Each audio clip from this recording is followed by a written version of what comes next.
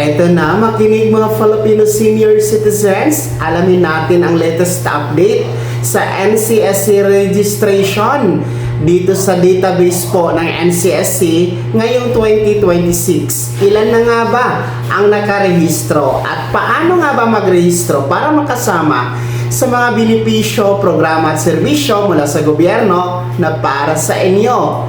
Pag-uusapan natin yan mamaya-maya. Hello mga ka-vlogs! Welcome dito sa aking YouTube channel. Magandang araw po sa lahat ng mga manonood.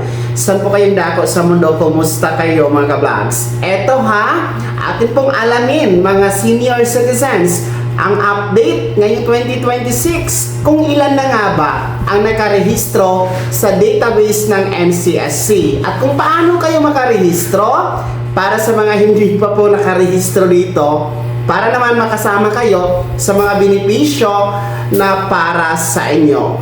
Well, para po sa mga baguhang senior citizens, ang NCSC po, National Commission of Senior Citizens, ay isang ahensya ng gobyerno. Sa ilalim po ito ng pamumuno ng Office of the President. Ito po ay tinatag noong 2019. So bago pa lamang na ahensya ito. Well, binuo ito para po maging tagapagtaguyod at tagapamahala sa mga benepisyo, programa at serbisyo na para po sa mga nakakatanda. Dati kasi meron tayong DSWD, no? Sila po talaga ang humahawak ng mga benepisyo para sa mga senior citizens. Pero kaso lang, dahil nga po sa lawak ng responsibilidad na hinahawakan po ng DSWD, kaya nga po itinatag ang NCSC para ihiwalay from DSWD to NCSC ang pamamahala sa benepisyo na meron ang mga nakakatanda. So dahil nga po bago pa lang itong NCSC, meron pong mga ilang programa ang nasa kanila na po. Hinahawakan na po nila mga vlogs. Simula noong Enero 1, 2025, andyan na po sa kanila ang mga cash gift ng Centenarian cash gift na 100,000 pesos at yung ating bagong batas na Expanded Centenarian Act cash gift o yung Republic Act 11982 na 10,000 piso.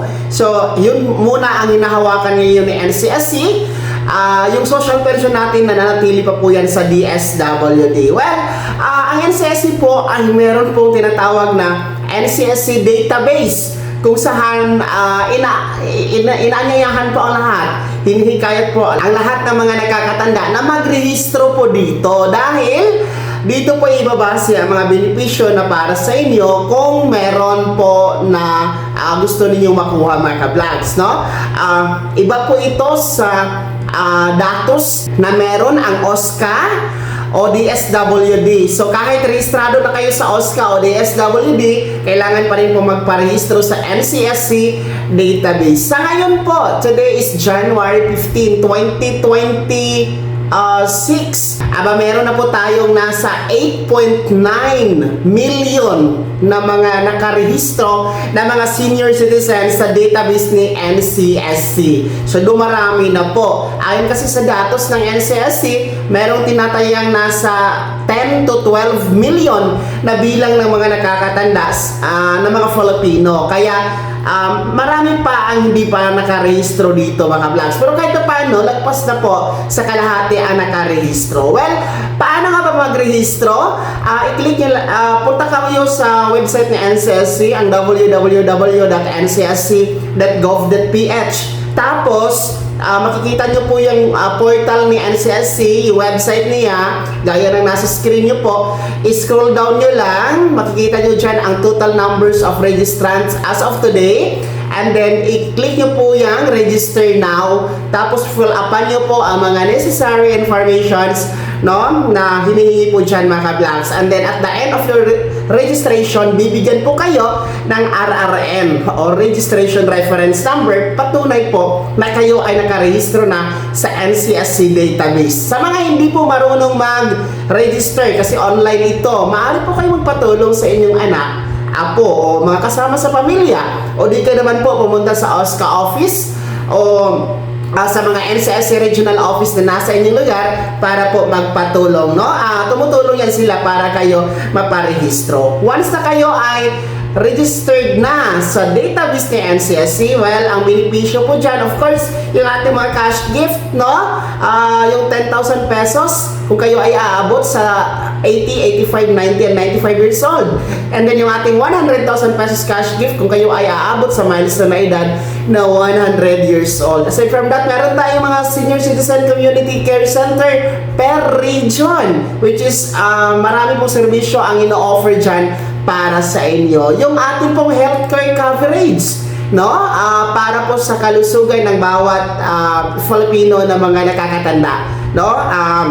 Actually, zero billing tayo kapag sa senior citizen ang nauospital, no? Once na sa gobyernong ospital po tayo magpapa-confine, mga vlogs, no? And aside from that, yung ating inaabangan na Universal Social Pension Bill, kung magiging batas ngayong taon, ang mamamahala niyan ay ang NCSC, katuwang ang DSWD. Yung ating social pension na nasa DSWD pa, yung para sa indigent senior citizens, darating din ang panahon na itatransmit yan, no, sa ililipat yan sa NCSC. So kailangan talaga mag-register kayo. Ulitin ko, ang website ay ang www.ncsc.gov.ph. As of today, January 15, 2026, nasa 8.9 million na po ang nakarehistro dyan. Kaya huwag na magpahuli, register na, mga lolo at lola. Kaya naman mga senior citizens, sino sa inyo dito ang hanggang ngayon hindi pa rin nakarehistro? Ibahagi niyo po sa comment section na nasa baba. Pakilakip ang buong pangalan at kung taga saan kayo. Kung bago ka pa lang sa akin channel o di ka pa nakasubscribe, i-click niyo muna natin subscribe button na nasa baba. Huwag kalimutan na pindutin ang notification bell, ilagay sa all para una ka sa mga balitang i-upload ko. Maraming salamat po. God bless. Mag-ingat mga ka-vlogs.